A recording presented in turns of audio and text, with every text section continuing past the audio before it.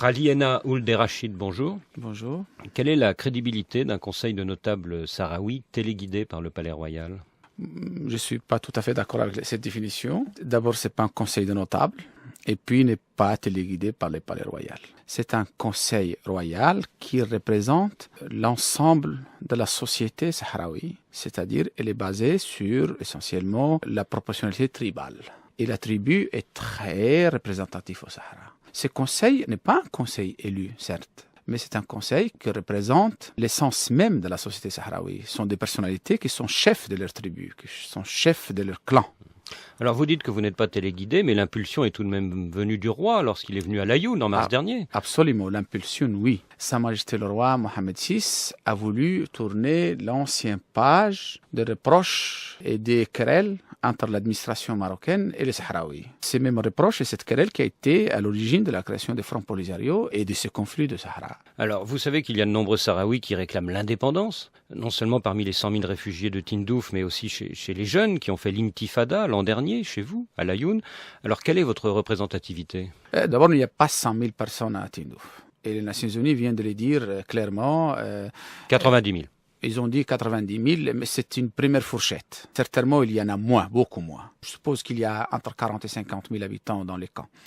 Vous m'avez demandé d'intifada. Il n'y a pas eu d'intifada à Laayoune. Les événements qui ont eu lieu dans les provinces du Sud en mai et en octobre 2005 de la même année, c'est des petits incidents localisés qui ont été certes faits par des sympathisants de Polisario, mais restent quand même très limités, très minoritaires.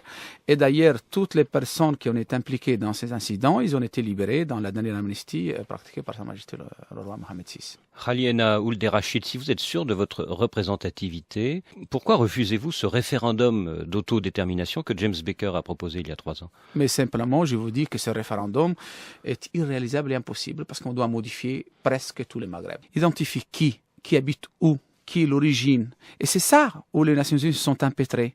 Pour pouvoir faire un vrai référendum d'identification basé sur le tribut sahraoui, il faut changer les frontières du Maroc, de l'Algérie, du Mali et de la Mauritanie. Et vous aurez un ensemble sahraoui où vous n'aurez pas besoin de faire l'identification. Ils sont des affaires d'origine. C'est les frontières avant la colonisation. C'est l'espace territorial démographique où habitent les populations. Les gens de Ouadhibou, les gens des Zouerat, les gens de Tindouf, Taoudeni au nord du Mali, il faut faire voter tous ces mondes-là. Donc c'est pour ça que d'ailleurs les Nations Unies ont intérêt le plan Becker. Il est irréalisable. À la place de ce référendum, le roi annonce d'ici quelques mois un plan d'autonomie pour le Sahara et vous demande de lui faire des propositions. Est-ce qu'on peut imaginer un statut qui ressemble à celui de la Catalogne en Espagne, tout sauf la monnaie, la défense, les affaires étrangères? Oui, nous allons faire une autonomie à la marocaine, mais inspirée largement des expériences déjà vécues. Et certainement l'Espagne est un bon exemple. Ouais.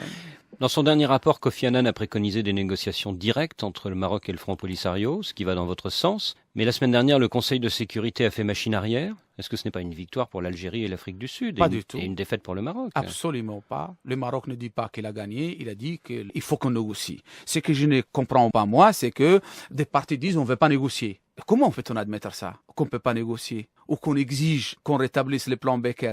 Le plan Becker est un terrain mort, définitivement. D'ailleurs, il a été dès le début, c'était un plan mort-né. Donc, négocions sur la base de cette autonomie. L'Algérie va sortir. D'abord, l'Algérie dit qu'elle n'est pas impliquée. Et moi, je lui dis, OK, contribuez à que nous dialoguons avec nos frères, qui sont chez vous, à Tindouf, au Alger. Soyez cool, je dirais aux Algériens, à nos frères. Est-ce que justement le Maroc n'est pas de plus en plus isolé face à une Algérie très riche en pétrole et soutenue aujourd'hui par l'Afrique du Sud? Non, l'Afrique du Sud est très loin de ces problèmes. Bon, ça, c'est une incompréhension due à la Coupe du Monde, de problèmes accessoires. Mais l'Algérie, oui, je suis content que l'Algérie soit riche. Et j'aimerais bien que cette richesse contribue à l'épanouissement et au progrès du Maghreb. J'aimerais bien que cette richesse n'aille pas à la ferraille et qu'il n'aille pas acheter plus d'armes. J'aimerais bien que l'Algérie soit un pays développé, que ce soit le modèle à suivre. L'Algérie a résolu grâce au dialogue, à la concorde, le problème interne de l'Algérie. Nous voulons que cette expérience que l'Algérie a menée pour résoudre son problème interne contribue à résoudre ce problème du Sahara. Vous êtes inquiet des derniers contrats d'armement signés entre l'Algérie et la Russie? Non, pas du tout. Il n'y aura jamais de conflit entre l'Algérie et le Maroc. Depuis 30 ans, ce conflit est dans l'impasse. On voit bien qu'il y a une guerre d'usure entre le Maroc d'un côté, le Polisario, l'Algérie de l'autre. Est-ce que vous ne risquez pas de la perdre, cette guerre d'usure? Non, le mouvement des Polisario, il est là depuis 1976. Ses dirigeants sont depuis 1967. L'Union soviétique a disparu, la démocratie est apparue en Afrique, mais par contre, les Front Polisario est toujours le même. Ces dirigeants sont les mêmes, les campagnes sont dirigées de la manière. Il faut changer cette situation. C'est pas gentil pour Mohamed Abdelaziz, le Non, pas président du du tout. C'est Polisario. mon cousin. D'ailleurs, je lui dis, écoutez, Mohamed, venez, vous pouvez parfaitement bien si vous gagnez les élections et nous, on va vous aider à les gagner. Venez diriger un vrai pouvoir, une vraie entité, l'autonomie à l'intérieur du Royaume du Maroc. Khali Henna Ould et Rachid, merci.